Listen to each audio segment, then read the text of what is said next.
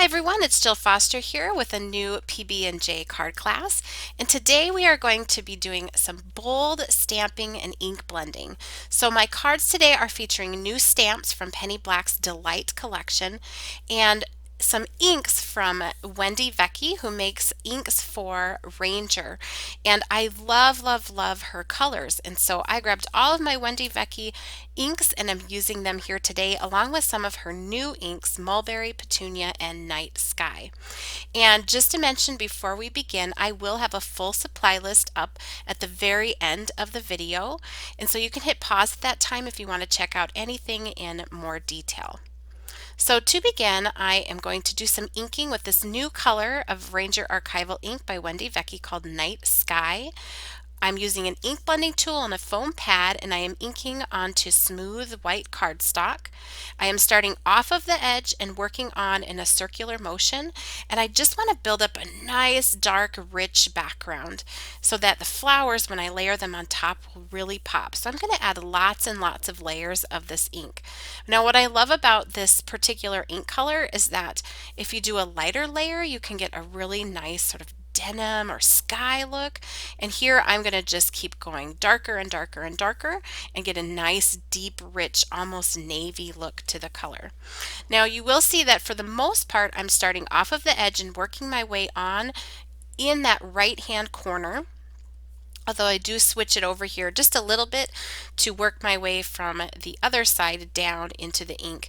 And starting off of the edge and working the way on helps from getting like big blotches where the ink pad goes, but you can see that this background is not perfect, and that's perfectly fine.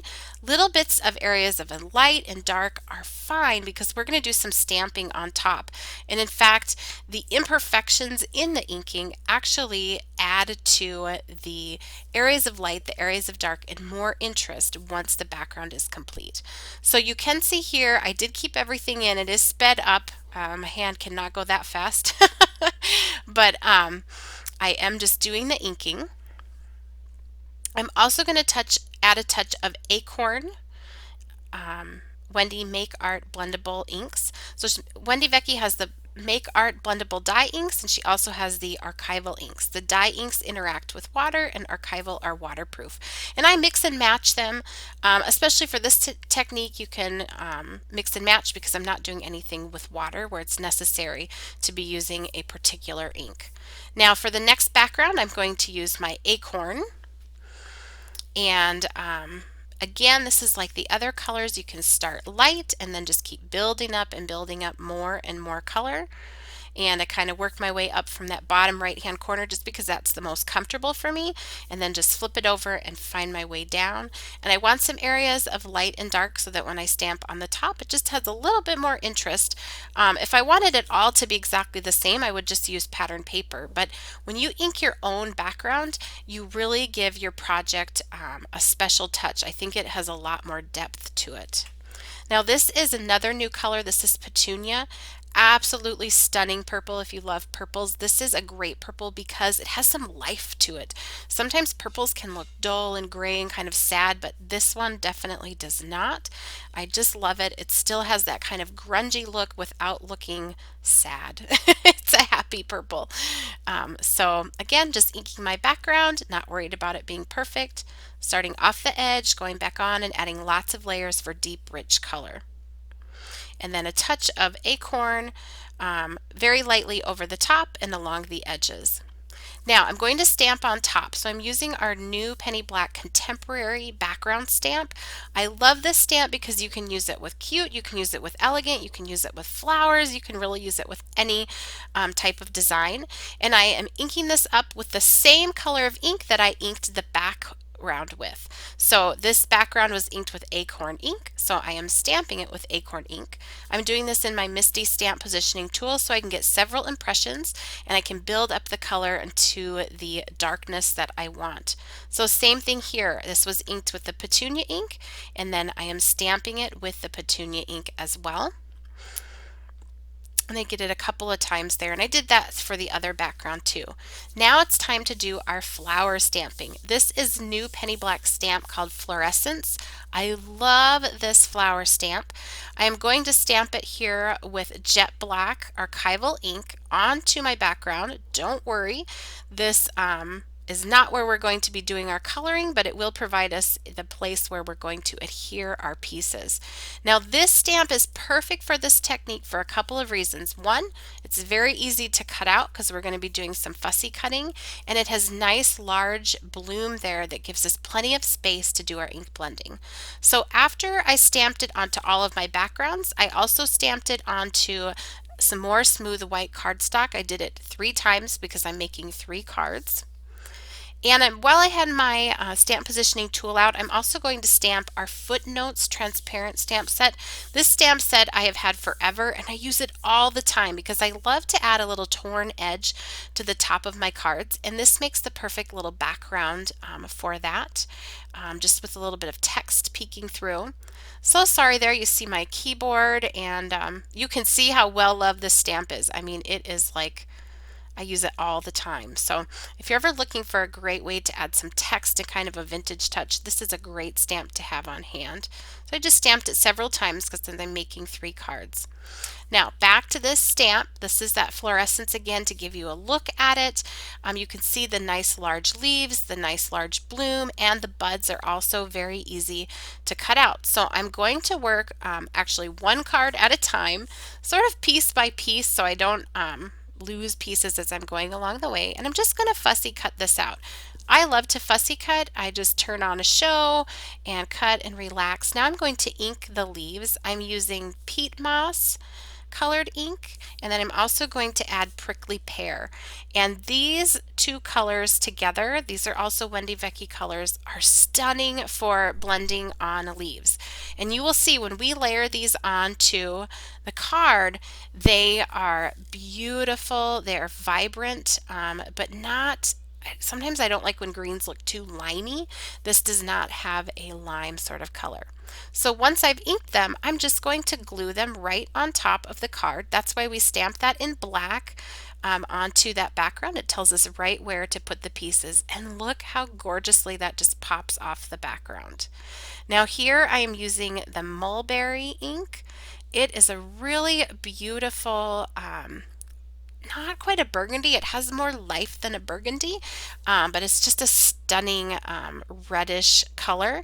And I'm also combining that with the poppy color and blending those together.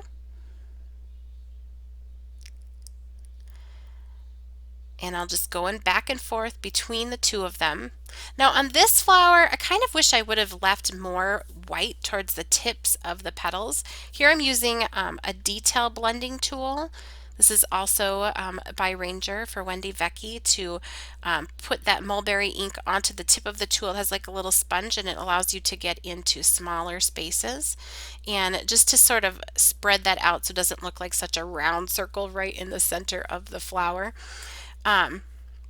But I wish I had left a little more white on the edges of this bloom. So if I could go back and do it again, I would do that. And on the future flowers, I do leave a little bit more lighter color on the tips of the petals, and it looks a lot prettier. So you can see I've inked up all of the leaves. I've glued those on. So I cut those out separately and glued those on.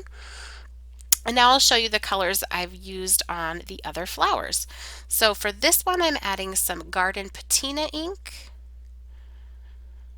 I started with the lighter color, and I decided to go a little more with the Garden Patina. And then I'm going to pull in that night sky towards the center. So you can see this is that dark blue we did the background with, but if with a really light pressure, you can get just a nice sort of sky blue color. It looks really pretty mixed with the Garden Patina.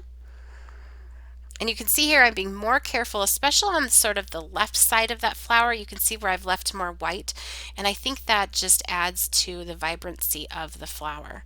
So I'm using my Tombow Mono Liquid Adhesive to put down some glue and just put that right in, sort of like a little puzzle piece. And then for this flower, I'm using the Orange Blossom color.